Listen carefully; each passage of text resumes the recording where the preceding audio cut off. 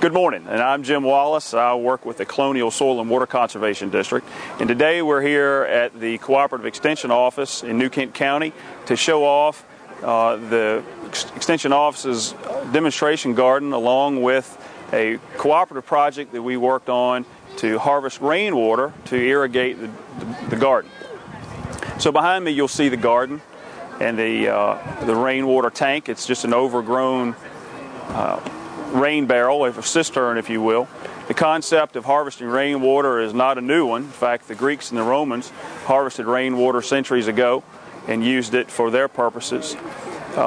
Today our focus is on rainwater harvesting, not necessarily because we need the water, but it's a way for us to reduce our need on the natural resource of groundwater. Here in the coastal plain of Virginia, we're very fortunate. We've got a lot of water resources, both in the ground and also surface water. Here in New Kent County especially, most everybody gets their water from the ground. But as we go east, down in the Tidewater area, a lot of folks are relying upon surface water. And so what we want to do is we want to try to demonstrate a way to reduce our need for groundwater. We figure that on average, the typical household uses about 75 gallons of water per day per person. If you multiply that 75 gallons times the 18,000 people that live in New Kent County, we're talking about 1 million gallons of water coming out of the ground every day for their personal use. That doesn't include irrigation. Now, while that 1 million gallons of water sounds like it's a lot, if you look not too far from here over in West Point, Virginia, where there's a pulp mill, they use about 20 million gallons of water every day that comes out of the ground. So much water comes out of the ground, in fact, over there for the use of the pulp mill, is the ground level has actually started to fall or depress. There's kind of a bowl that's right in the West Point area. The fact of the matter is the groundwater actually holds the soil up. And so when we take away that water, the ground tends to fall. As more and more people move to the area, there's more and more reliance on groundwater. And other types of potable water resources, and this project here is an attempt to demonstrate how we can reduce that reliance on potable water.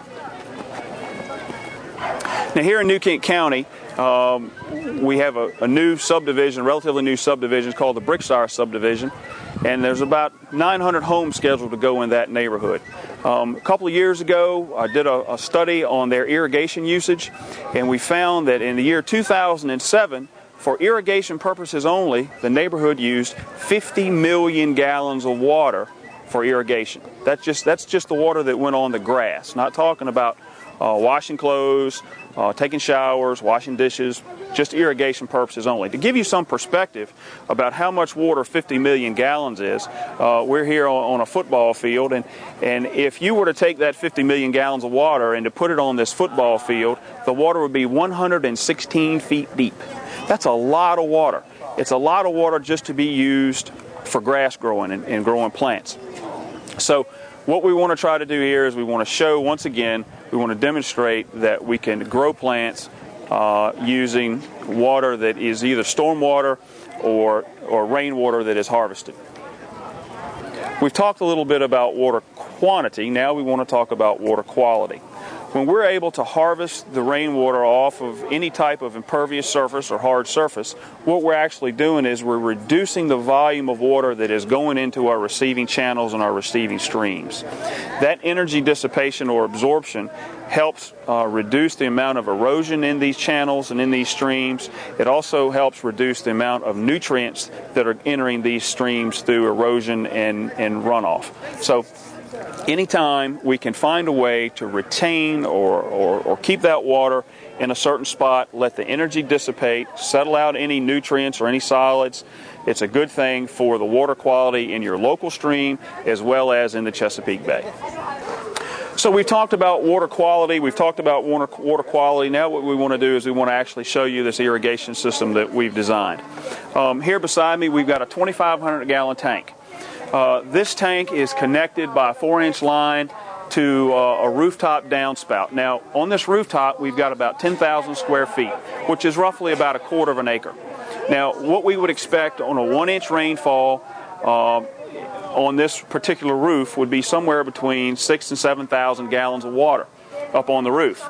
So we've tied into one of the primary downspouts, and we would have expected that this 2,500 gallon tank would have handled the 25% of the rooftop runoff that would come off here. What we found out was that we've overflowed this tank on rainfall smaller than 1 inch, so we know that there are some problems with the other downspouts. Ideally, what we'd like to do is tie into those at some point in time in the future, but for now we've got 2,500 gallons of harvested rainwater here, which can be used in our demonstration garden. Now, once again, this is a very low-tech operation.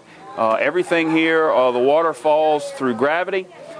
We feel like that maximum pressure here going into our irrigation system is about 10 pounds, so we've got a trickle irrigation line in each bed as opposed to some type of a sprinkler or impulse type of pressurized system. Only got about 10 pounds of pressure. We feel like that we've spent somewhere between $300 and $500 on the materials to build this. Of course, that does not include the tank. The tank was donated to us, but $300 to $500 in pipe, in fittings, in glue, in T-tape, and that type of thing. So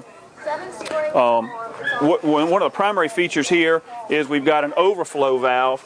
And on any type of system where you're going to be harvesting rainwater off of a gutter or off of a rooftop, you got to understand that the rain or the precipitation is going to fall 12 months out of the year, or at least we hope that it would.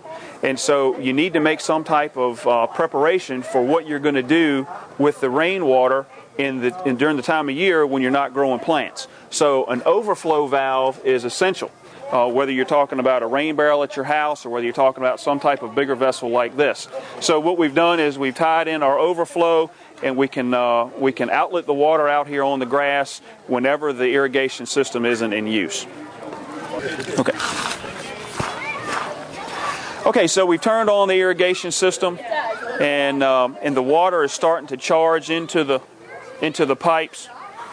And as you can see, we've got two lateral lines here, what's called T-tape. It's a low pressure drip system. And so the water is starting to flow through. We have the capability here of closing off certain beds to increase pressure. Once again, we've got about 10 pounds maximum pressure, but sometimes, particularly when the water level in the tank gets low, our pressure will be less, and so we may only be able to irrigate one bed at a time.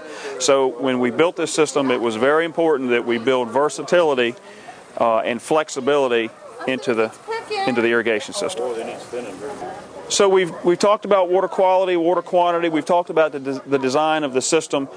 In conclusion, what I would say is that rainwater harvesting can be a really great thing for the environment, for your water bill, lots of different reasons. But the important thing is to remember that you have to be flexible, and the design of your system has to be practical. In this particular instance, we were able to fit a 2,500 gallon tank in a fairly inconspicuous place. We were able to design a low-cost, effective system, but it still takes somebody to put some effort into it. In other words, we've got to turn off valves, we've got to turn on valves, we've got to manage freeboard on our tank, we've got to know when it's time to irrigate, we've got to look at the weather to make sure that we don't have an overflow that is too great for our bypass system to handle. So there's a lot of management that is necessary and a lot of effort that is required to make one of these things work. If you're going to go smaller scale with rain barrels on your home, overflow is a very important deal. How you're going to get the water out of your tank is a very important factor to measure. And so what I would tell anybody is don't think that this is a magic bullet that you can set up and walk away from. It's fairly intensive in terms of how you manage the resource. So thanks for joining us.